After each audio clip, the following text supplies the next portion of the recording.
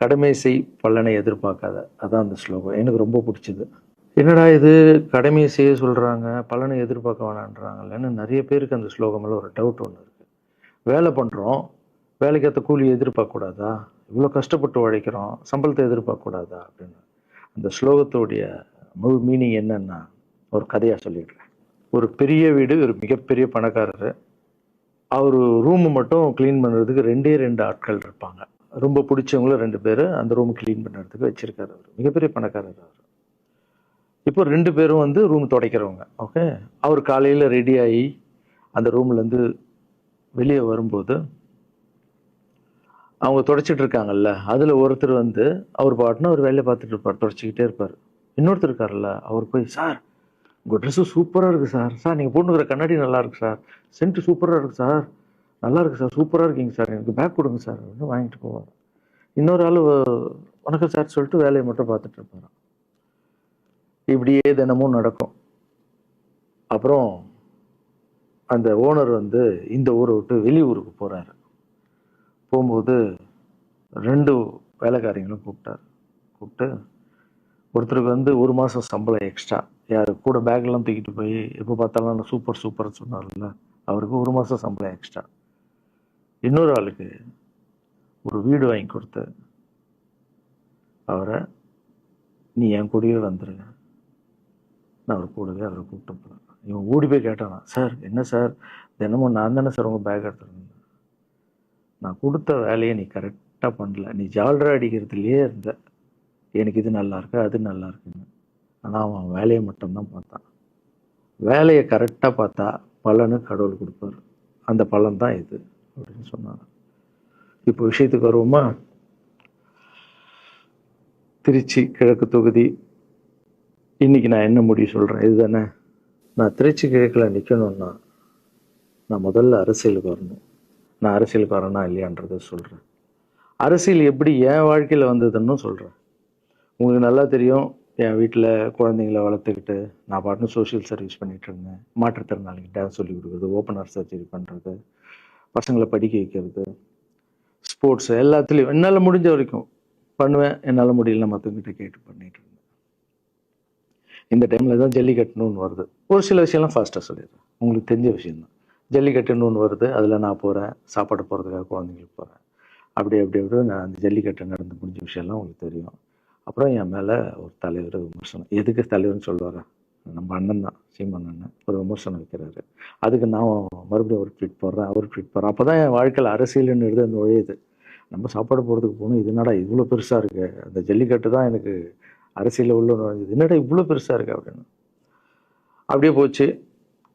அதே தலைவர் தான், அதே சீமான் அண்ணன் தான் ரஜினி சார் அரசியலுக்கு வர்ற மாதிரி பேச்சு அடிபட்ட உடனே அவங்க சைட்லேருந்து பேசுகிறாங்க, தலைவரை பற்றி பேசுகிறாங்க. தலைவர் எனக்கு வந்து ஒரு குரு, என்னை வாழ வச்ச தெய்வம், ஒரு அப்பா மாதிரி, ஒரு அண்ணன், அப்பா எல்லாமே சொல்லலாம். ஸோ அவரை பற்றி அதிகமாக பேச ஒரு முறையும் சூப்பர் ஸ்டாருக்கு ஃபோன் போடுவேன், அண்ணா ரொம்ப ஓவராக பேசுகிறாங்க, டெபா கம்முன்னு இருக்கண்ணா, நீ சைலண்ட்டாக இப்படியே ஓரளவுக்கு தான் நம்மளால் பொறுக்க முடியும். அதுக்கப்புறம் ஆடியோ ரிலீஸ் ஃபங்க்ஷனில் என் மனசில் இருக்கிறதெல்லாம் உடச்சி சொன்னேன், அதை நீங்களும் பார்த்துருப்பீங்க, தெரியும். அதுக்கப்புறம் ஒரு ரஜினி சாருக்கு ஒரு ஃபங்க்ஷன் வந்தது, அந்த ஃபங்க்ஷன்லேயும் பேசினேன் இதை பற்றி. உங்களுக்கு தான் தெரியுமா அந்த வீடியோ, யார் ஓட்டப்பந்தயத்தில் ஜெயிக்கிறது, இப்போ கூட அந்த வீடியோ போயிட்டுருக்கு. அதை பேசணும், அது பாட்டும் அப்படியே போயிட்டு இருந்தது. அதுக்கப்புறம் பார்த்தீங்கன்னா ரஜினி சார் அரசியலுக்கு வரேன்னு அனௌன்ஸ் பண்ணுறாரு. பண்ணோடனே நான் போய் தலைவரை பார்க்குறேன், என்ன வரீங்களா, நியூஸில் வருது, ஆமாக்கா நான் வரேன். இன்னும் பயங்கர சந்தோஷம். ஏன்னா வாழ்க்கையில் ஒளி ஏற்றி வச்சவர், அவர் அரசியலுக்கு வர்றாரு, அவருக்கு சப்போர்ட்டிவாக இருக்கணும் நம்ம. அப்புறம் எல்லாருக்கிட்டையும் போய் நம்ம கேட்டுட்டு இருக்கோம், தலைவர் வந்துட்டாருன்னா எல்லாமே குழந்தைங்களுக்கு இன்னும் நிறைய பண்ணலாம் அப்படின்னு, என்ன நானும் வரேன்னு அப்படின்னா ரொம்ப சந்தோஷம் அப்படின்னு ஸ்ட்ரெயிட்டாக கிளம்பி நான் ட்ரஸ்ட்டுக்கு வரேன். என்னுடைய ட்ரஸ்ட்டு, என்னுடைய ஃபேன்ஸு எல்லாரையும் கூப்பிட்டு என்னுடைய வெல்விஷர்ஸ் எல்லாரையும் கூப்பிட்டு உட்கார வச்சு தலைவர் அரசியலுக்கு வராரு. புரியுதுங்களா?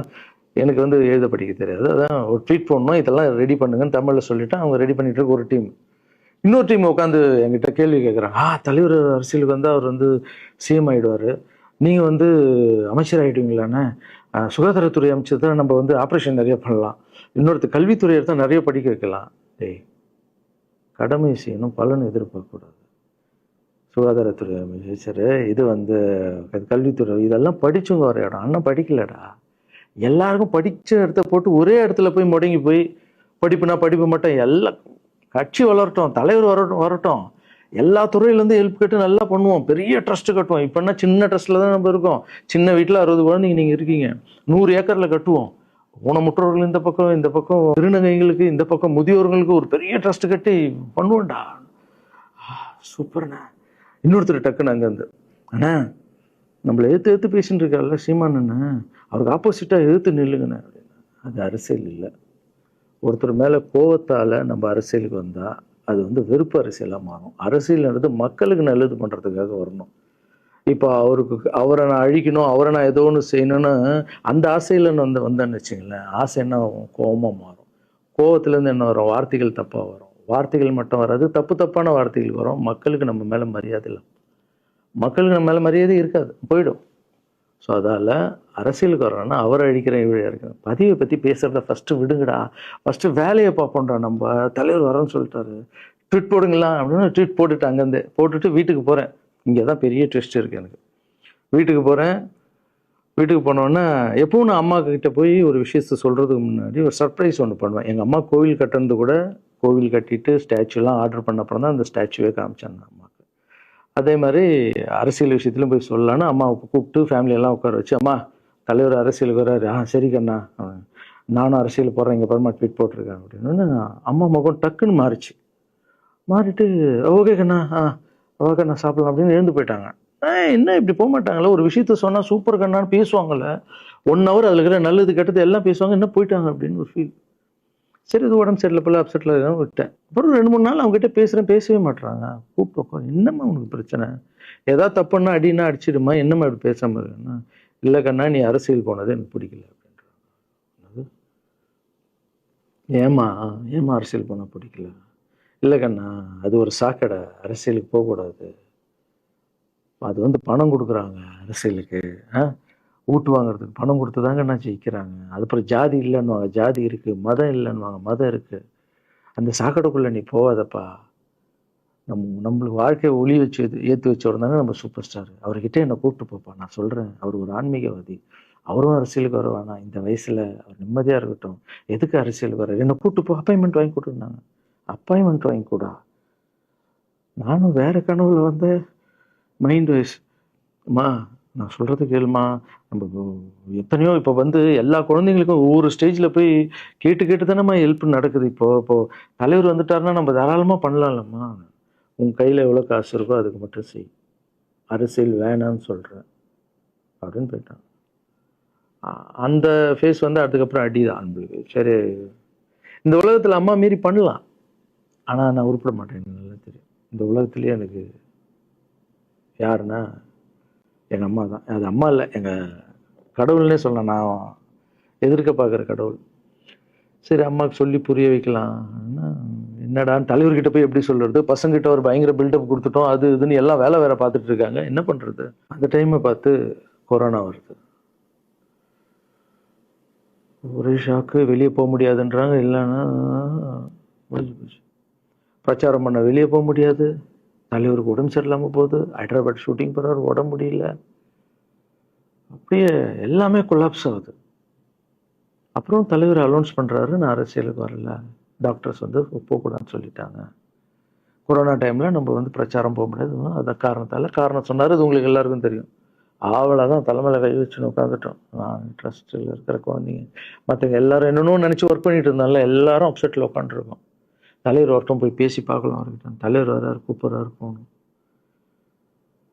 அந்த மாதிரி தலைவரை பார்த்தது இல்லை நான். அப்படியே எனக்கு புரிஞ்சுது, அவர் ரொம்ப வலியில் இருக்கார் அப்படின்னு. எவ்வளோ சுறுசுறுப்பானால உடம்பு முடியலைங்கண்ணா, பரவாயில்ல நம்ம உடம்பு தானே முக்கியம், என்ன இதெல்லாம் என்னென்ன தூக்கி போடுங்கண்ணா.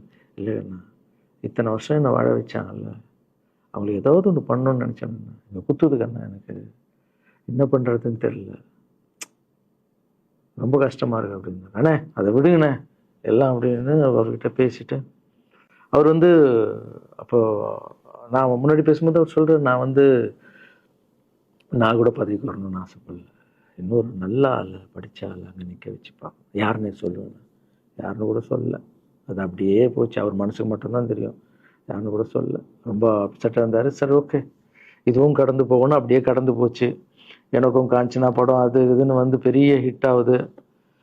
அதுக்கப்புறம் யாருக்கிட்டேயும் நீங்கள் வந்து யாரும் எனக்கு ஹெல்ப் பண்ண வேணாம். முதல் நாள் நான் வந்து கலைஞர் ஐயா கிட்ட ஹெல்ப் கேட்டேன். அவர் வந்து ஒரு சில குழந்தைங்களுக்கு ஹெல்ப் பண்ணார்.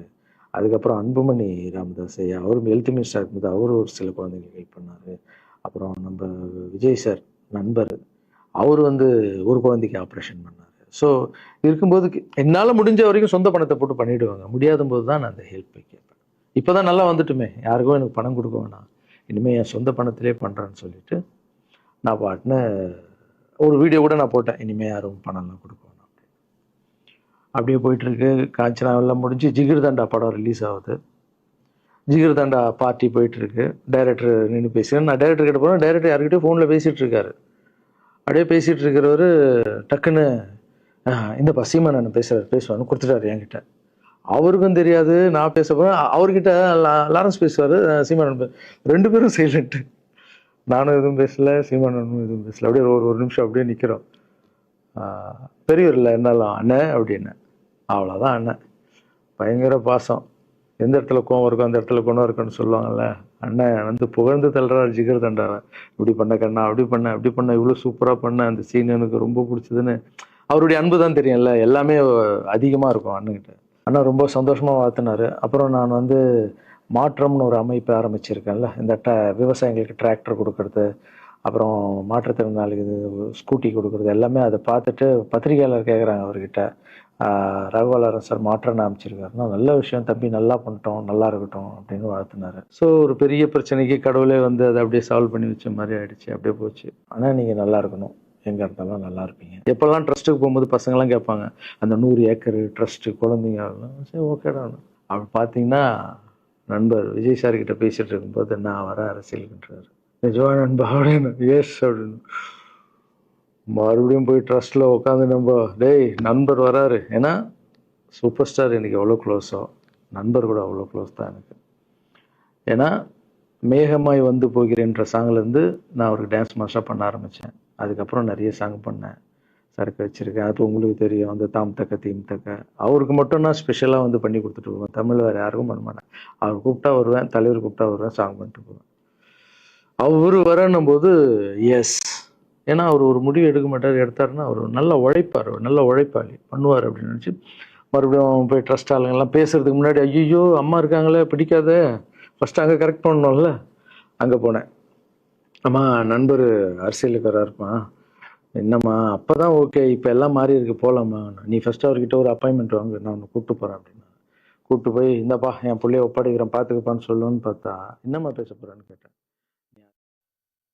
நடிகர் ராகவா லாரன்ஸ் வெளியிட்ட காணொலியை பார்த்தோம்.